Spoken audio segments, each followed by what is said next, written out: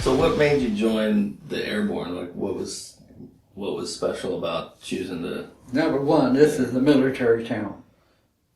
And you get the military umbrella here all the time. Mm-hmm. So there's a halo effect here. Yeah. And the military treats you in a certain way, and a lot of protectionism goes on here. And there was never gangland here. It was crowd, group, crowd.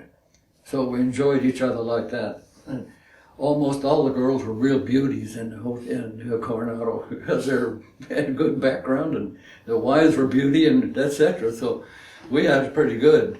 I'm a risk taker.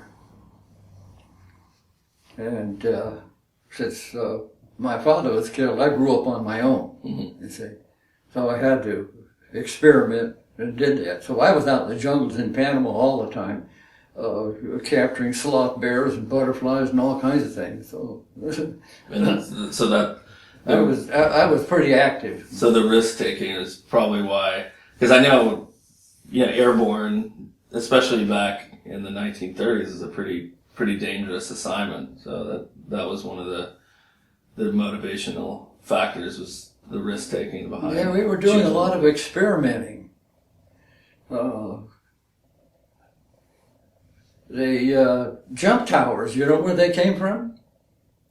New York World's Fair. Okay. They were going to tear them down, dismantle them, and at about that time, some events were almost coincidental, and evidently the group of people that were advocates of airborne activities got a vision of getting these towers into Fort Benning, and they did. And so with the 4 arms there, we could do the same thing that they did at the World's Fair.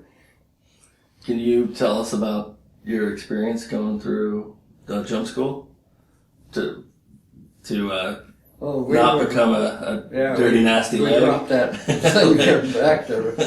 We were in superb physical condition. That Colonel Johnson that we had, he was a wild man.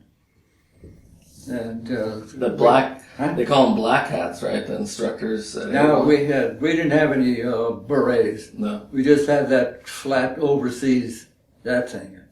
Pain in the neck, you tuck it up here, and when your officers weren't watching you.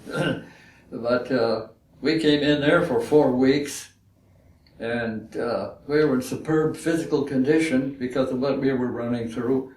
Mount Currahee is at Camp Toccoa, Georgia. It's 7 miles round trip. 3 miles up, 3.5 up, 3.5 down. And when the 501 came in and organized in November 27, we broke up into and organized into squads, platoons, and companies. And I ended up in Company C, 1st Battalion of 501. And we would train as a company, then as platoons, but the platoon I was in, the 3rd platoon, got the mumps. We had to train by ourselves. We were isolated by ourselves, so we're getting pretty antsy in the barracks all the time. So I volunteered to go to the PX and get 24 Hershey bars. No, Milky Way bars. And I collected money from them. Go when there was a lot of people there, so maybe I could get in and out without being really recognized, but I was recognized. Who recognized me went to the company commander and told him. Company commander called me in, and any questions he had, he already knew the answers, you see. So he could tell if I'm lying or not. Yeah. So he gave me the business, standing at attention. My punishment was to run Mount Currahee. He didn't know I was a runner. Probably more of a reward. Yeah. So I ran Mount Currahee. On the way up, I saw one other guy.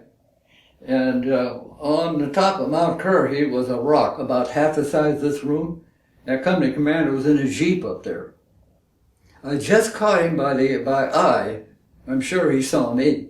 Then on down, after I got down, took a shower, he called me in again and asked me questions. He already knew the answers, So We got to be a little bit of friends, whatever the rank difference required. He was a captain, I was a PFC or corporal, I guess, then.